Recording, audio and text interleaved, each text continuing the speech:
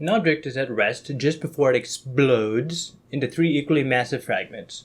Right after the explosion, one of the fragments, M1, travels in the positive y direction with velocity v1. The other two fragments travel downward at angles plus and minus theta with respect to the negative y-axis.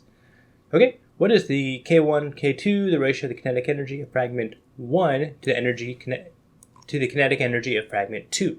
Okay, so specifically it's looking at the kinetic energy of just one of the two downward fragments, not both of them, to fragment number 1. Okay, so don't really know what to do, so we're going to start by just writing things out, going with formulas. So normally I draw a picture first, but we kind of, we got a pretty good one, so I'm going to leave it with that. So I'm going to do energy kinetic 1 over energy kinetic 2, which equals 1/2 m1 v1 squared. We know that m1, m2, and m3 are all the same. 1/2 m1 or m2 v2 squared. Okay, and that's the answer that we are looking for. So now we're going to take the knowledge that we know, because we're going to have conservation of momentum. We're specifically not having conservation of energy because that energy is added by the explosion. But we're going to have conservation of momentum. So we can say that momentum of 1 equals momentum of 2 plus momentum of 3. And when we write that out, we have momentum 1 v1 plus equals m2 v2 plus m3 v3. And these really are vectors, so I should be more careful with my notation. Okay? We know all the masses are the same, so they can cancel out. And so v1 equals v2 plus v3. And specifically, they're going to be equal in the x and y directions. So we can break them down by components. So all the y's will cancel out, and all the x's will cancel out. And so I'm going to look at it in the terms of the y direction. So v1 is completely in the y direction, so I don't have to adjust that. And that will equal v2 times, and so this is the angle theta. This would be cosine, and that will be sine. So y will be the cosine. So it'll be cosine of theta plus v3 cosine of theta. Now this is in the y direction. Now I'm also going to look at this in the x direction, and you'll kind of see why in a sec. So the x value for the velocity 1 in the x direction is 0 because it's moving completely vertical. So this will be 0 equals v2 sine of theta plus v3 sine of negative theta. Put a little negative right there. Well, with sine is an odd function, so what we can do is we can move that negative out here. We get v2 sine of theta equals, and then we're going to move it to the other side. It equals v3 sine of theta, cancel, cancel, and we get v2 equals v3. Now intuitively, you can kind of look at this and make sense, because this is symmetrical to the left and right side, so it wouldn't make sense if one was bigger than the other. Since they're symmetrical, there's no justification for why one would be larger, therefore they're going to be the same. So we take this information, we go back up here, and now we know that v1 equals v2. v3 equals v2. So we can do something like this. Equals, let's see here, times 2. Now I'm going to write it this way. 2 v2 cosine of theta. So basically combine them into two things. So now we have an equation with v1 and v2, and we can take that and look at this over here. We have the kinetic energies in terms of v1 and v2. So it looks like our final equation has no v1s, so we want to solve this for v1, which it basically is here. v1 equals 2v2 cosine theta. So if we plug that in for the v2, we have 1/2 m1, and then we have, I'm just going to square this. So over here, v1 squared equals 4v2 squared cosine squared of theta. Okay? So we have 4v2 squared cosine squared of theta over 1/2 m2 v2 squared. Get a good color for canceling.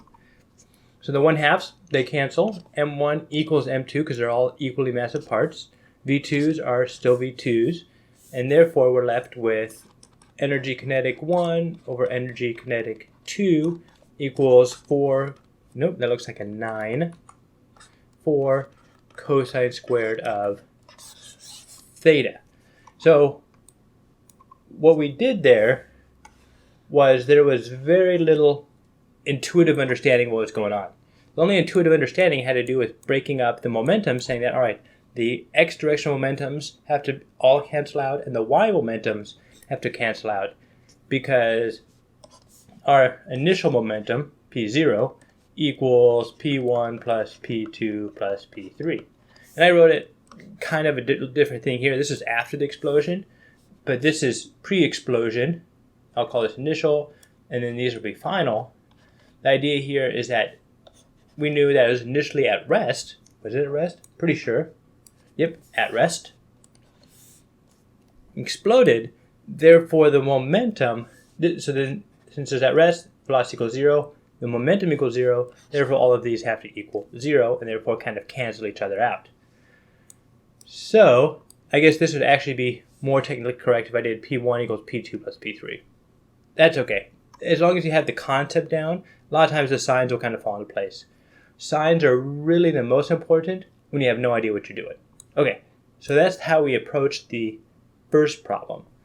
Now for the second part, if the explosion resulted in particles 2 and 3 leaving at a larger angle, center mass of the explosion will move upward, downward, or stay the same.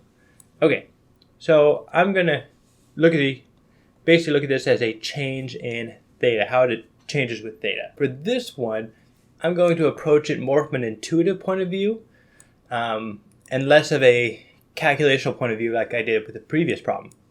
So I'm going to look at the two, I guess, extreme examples. So let's say theta equals 0. And so then we have the situation where we have an explosion, kaplawi. No, that looks like a fragment. So we have mass 1, and I'm going to do this as mass 2 down this way. So if it's 0, then there are 2 and 3 actually moving together. So we have 1 going up, 2 and 3 going down. So we have mass 1, or momentum 1 equals momentum 2, 3. Mass 1 V1 equals mass 2, 3, because they're combined, because they're both leaving at the exact same angle. Even if they aren't physically connected, they're in basically the same spot, so they might as well be. V2, 3. And we know that this would be twice as big as that, so we have V1 equals 2V2, 3.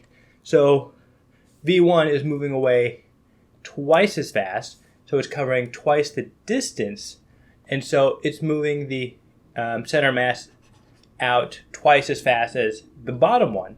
But the bottom one is twice as massive, so even though it's going at half the speed, M23 is going at half the speed of M1, it's more effectively moving the center mass down.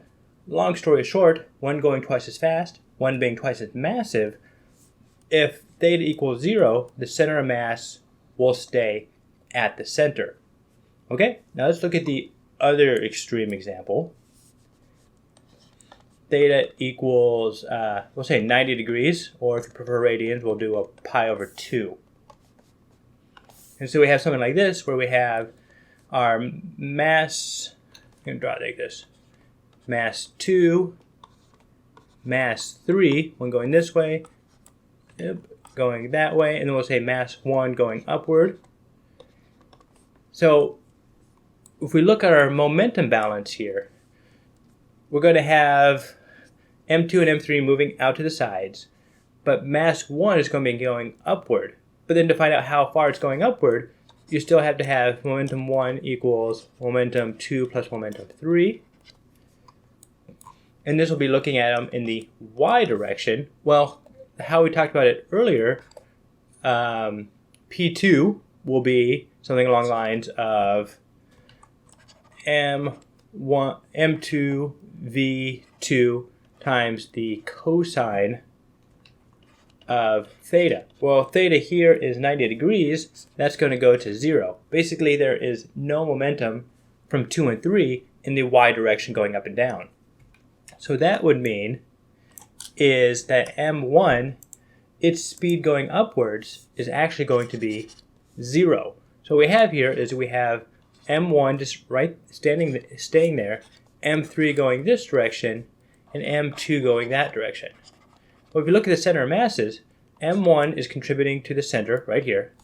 m2 and m3 are exactly symmetrical, so they're going to be canceling each other out. And what's going to end up happening is the center mass will be in the middle.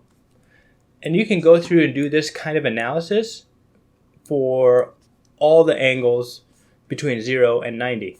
m2 and m3 can't be going upward because that would require, okay, m2 and m3 could go upward, but that means you'd have a negative velocity for m1, which means that m1 would have to be going down. They can't all be going in the same direction, basically. They have to cancel each other out due to conservation of momentum. So if you looked at all the angles from 0 to 90 in between, you would also find that the center of mass is in the middle. So this larger doesn't really matter if it just says change. How does the center mass change with angle theta? And the answer is it doesn't. The center mass stays the same. And that's kind of the idea here with conservation of momentum. So the center mass after the explosion would remain at rest, would remain in the same spot. Hope that helped. See you next time.